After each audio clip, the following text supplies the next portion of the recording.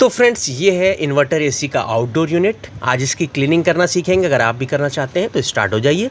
जैसा कि आपको दिख रहा है मैंने इसका कवर हटा दिया है और एसी का जो इन्वर्टर एसी का जो आउटडोर यूनिट होता है उसमें यहाँ पर आउटडोर यूनिट में एक पीसीबी लगी होती है।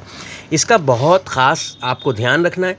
यहाँ पर आपको पानी बिल्कुल नहीं डालना है, चाहे जितनी गंदगी हो बिल्कुल साफ़ नहीं करना है। अगर यहाँ पे पानी पड़ेगा तो आपका एसी, आपका आउटडोर यूनिट ख़राब हो जाएगा।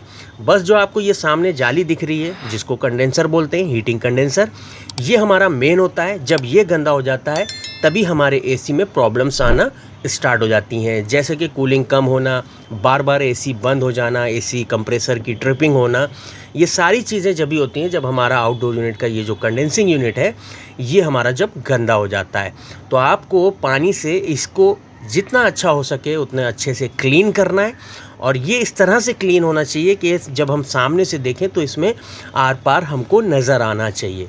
तो इन बातों का आपको ध्यान रखना है। पानी पीसीबी पे बिल्कुल नहीं डालना है आपको, सिर्फ आपको कंडेंसर यूनिट पे फोकस करना है और इसी को अच्छी तरह से क्लीन करना है।